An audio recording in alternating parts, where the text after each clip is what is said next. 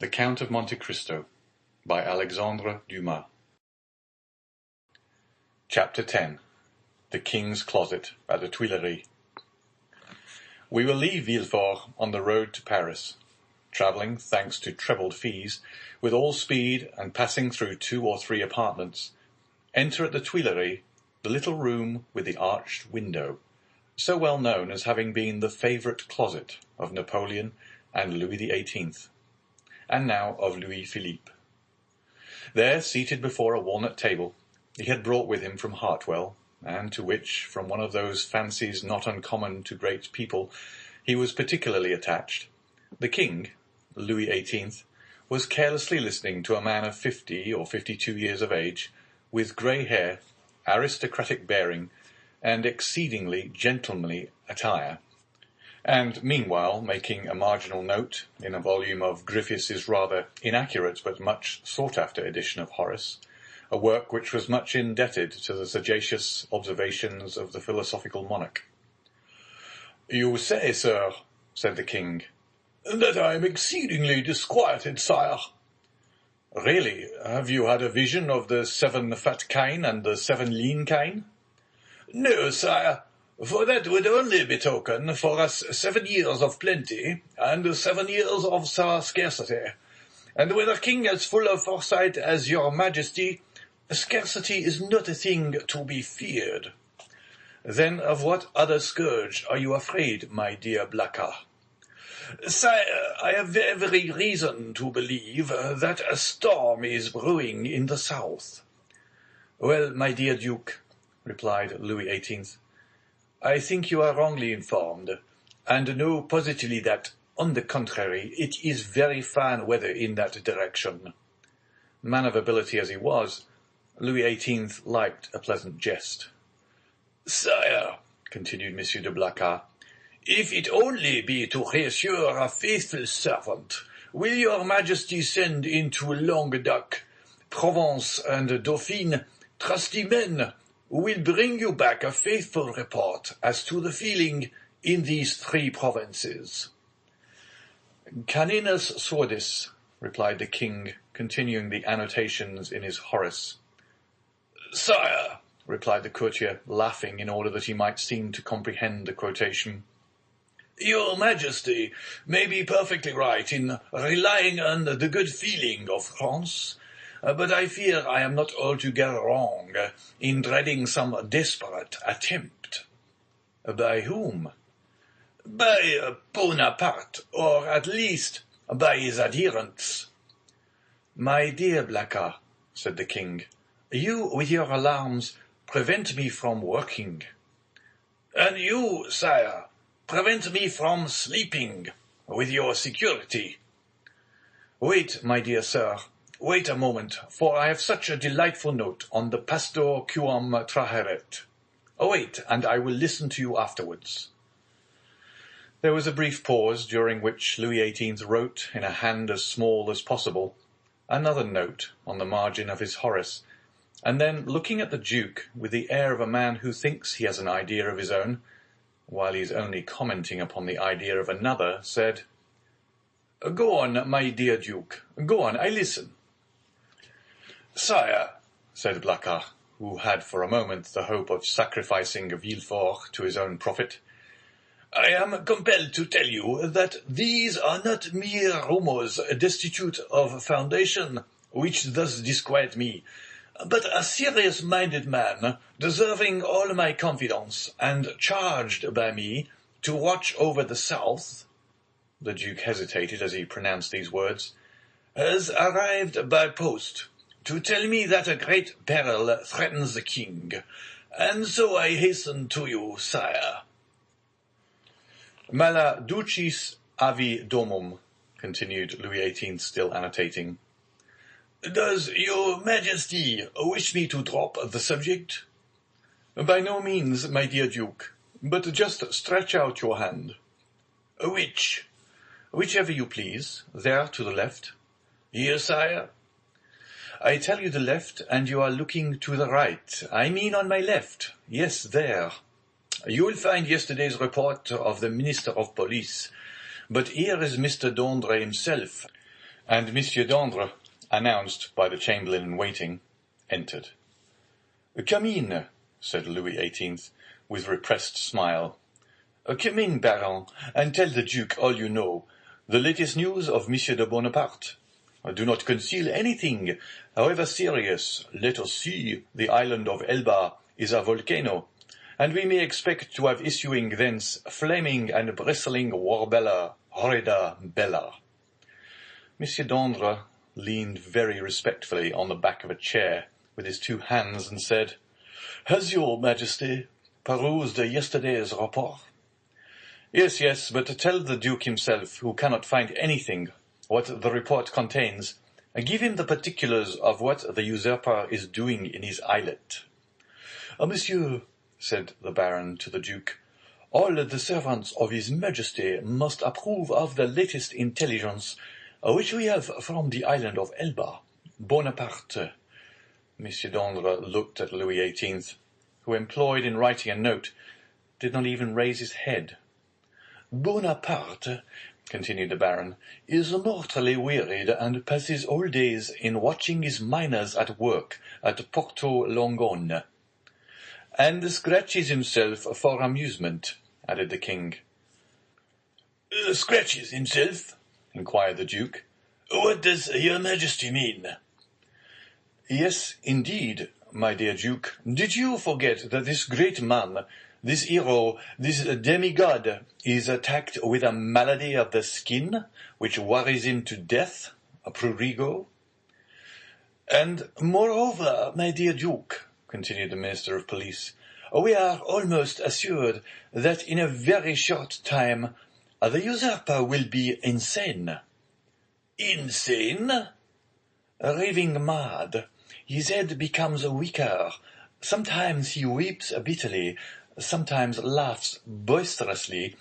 At other times he passes hours on the seashore, flinging stones in the water, and when the flint makes duck and drake 5 or 6 times, he appears as delighted as if he had gained another Marengo or Austerlitz. Now, you must agree that these are indubitable symptoms of insanity." "Or of wisdom, my dear Baron, or of wisdom," said Louis XVIII, laughing. "The greatest captains of antiquity amuse themselves by casting pebbles into the ocean. See Plutarch's Life of Scipio Africanus." Monsieur de Blacas pondered deeply between the confident monarch and the truthful minister.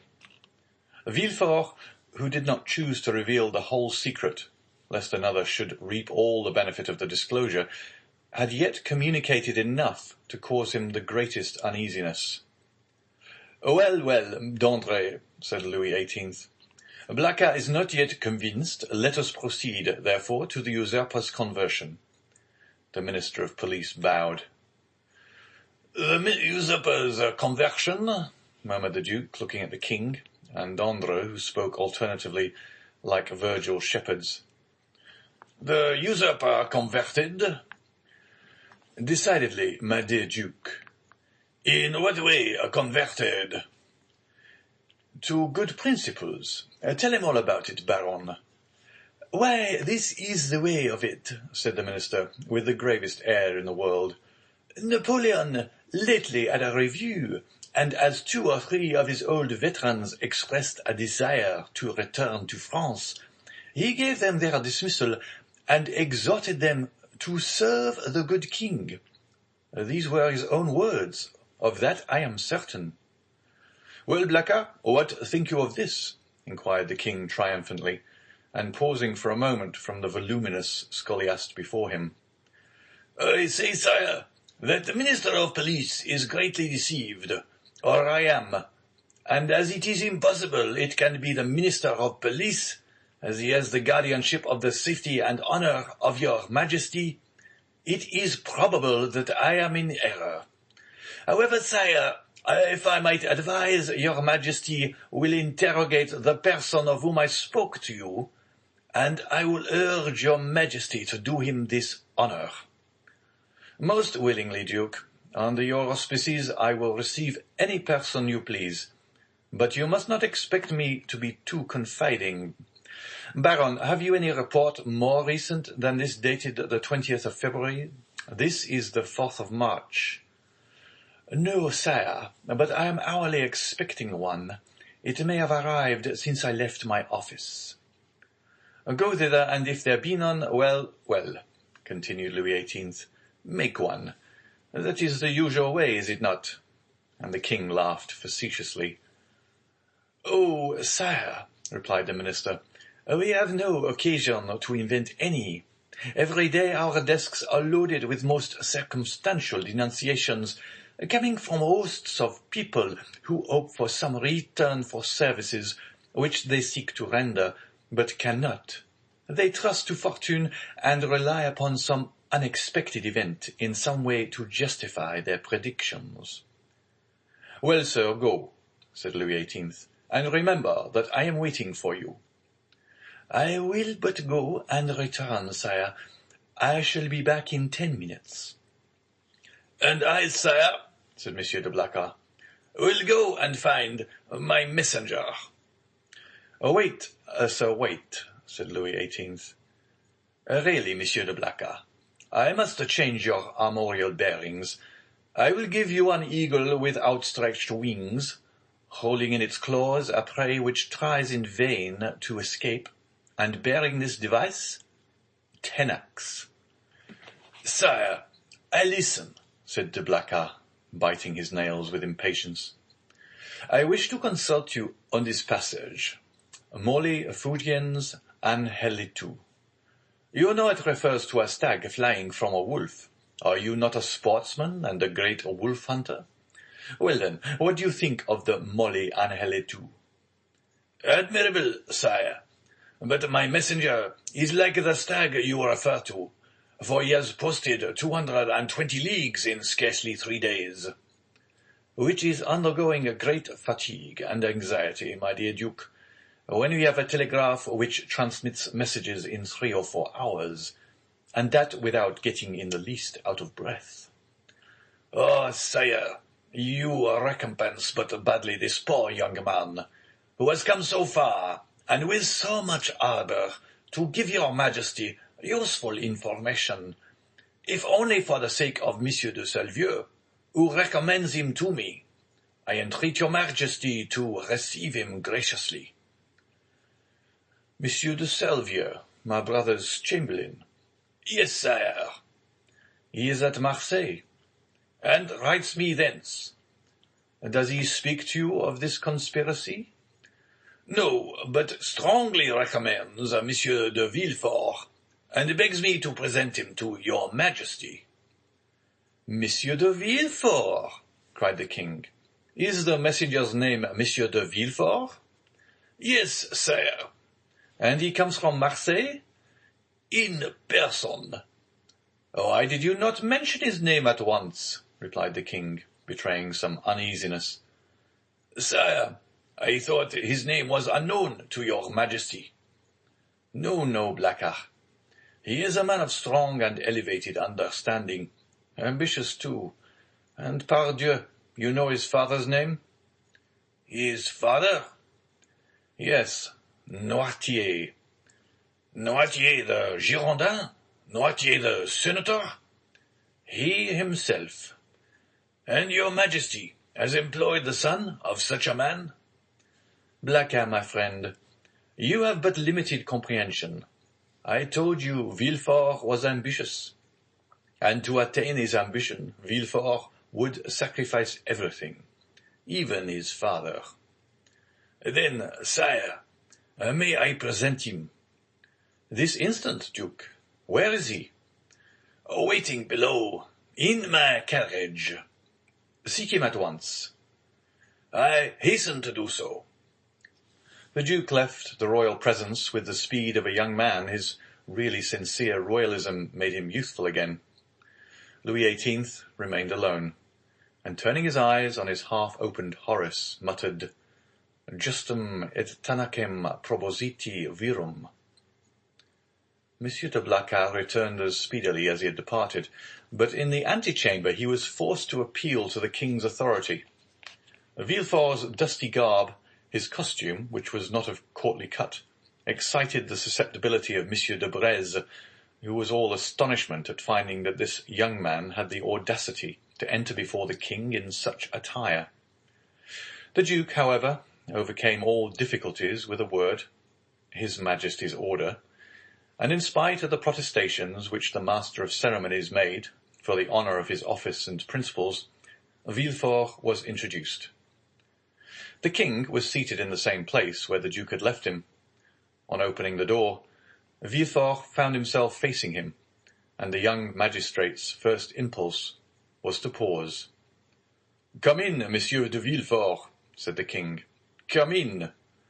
Villefort bowed, and advancing a few steps, waited until the king should interrogate him.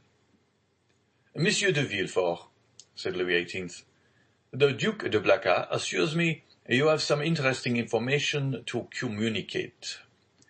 "Sire, the Duke is right, and I believe your Majesty will think it equally important."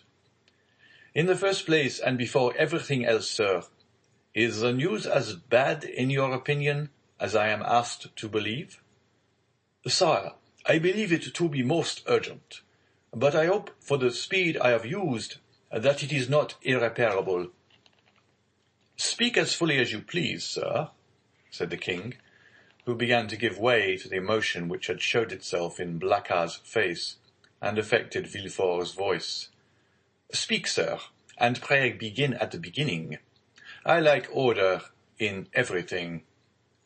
"Sire," said Villefort, "I will render a faithful report to your Majesty, but I must entreat your forgiveness if my anxiety leads to some obscurity in my language." A glance at the king after this discreet and subtle exordium assured Villefort of the benignity of his august auditor, and he went on. "Sire, I have come as rapidly to Paris as possible to inform your Majesty that I have discovered, in the exercise of my duties, not a commonplace and insignificant plot, such as is every day got up in the lower ranks of the people and in the army, but an actual conspiracy, a storm which menaces no less than your Majesty's throne. Sire, the usurper is arming 3 ships. He meditates some project, which, however mad, is yet perhaps terrible. At this moment he will have left Elba to go whither I know not, but assuredly to attempt a landing either at Naples or on the coast of Tuscany, or perhaps on the shores of France. Your Majesty is well aware that the sovereign of the island of Elba has maintained his relations with Italy and France." "I am, sir," said the king, much agitated. "And recently we have had information that the Bonapartist clubs have had meetings in Rue Saint-Jacques. But proceed, I beg of you. How did you obtain these details?" "Sire, they are the results of an examination which I have made of a man of Marseille, whom I have watched for some time, and arrested on the day of my departure. This person, a sailor of turbulent character, and whom I suspected of Bonapartism, has been secretly to the island of Elba. There he saw the Grand Marshal, who charged him with an oral message to a Bonapartist in Paris, whose name I could not extract from him, but this mission was to prepare men's minds for a return. It is the man who says this, sire. A return which will soon occur."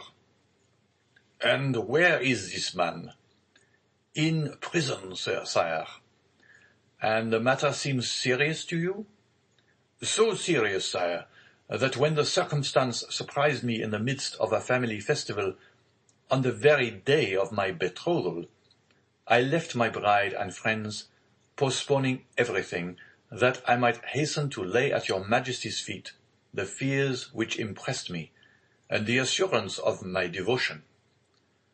"True," said Louis XVIII. "Was there not a marriage engagement between you and Mademoiselle de Saint-Méran, daughter of one of your Majesty's most faithful servants?" Yes, but let us talk of this plot, Monsieur de Villefort." "Sire, I fear it is more than a plot. I fear it is a conspiracy." "A conspiracy in these times," said Louis XVIII, smiling, is a thing very easy to meditate, but more difficult to conduct to an end, inasmuch as, re-established so recently on the throne of our ancestors, we have our eyes open at once upon the past, the present, and the future. For the last 10 months, my ministers have redoubled their vigilance in order to watch the shore of the Mediterranean. If Bonaparte landed at Naples, the whole coalition would be on foot before he could even reach Piombino. If he landed in Tuscany, he would be in an unfriendly territory. If he landed in France, it must be with a handful of men, and the result of that would be easily foretold, execrated as he is by the population. Take courage, sir, but at the same time rely on our royal gratitude. Ah, here is Monsieur d'Andre, cried de Blacas. At this instant, the Minister of Police appeared at the door, pale, trembling, and as if ready to faint. Villefort was about to retire, but Monsieur de Blacas, taking his hand, restrained him.